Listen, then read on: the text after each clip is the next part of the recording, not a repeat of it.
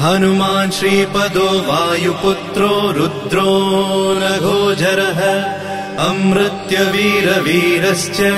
ग्रामवासो जनाश्रयः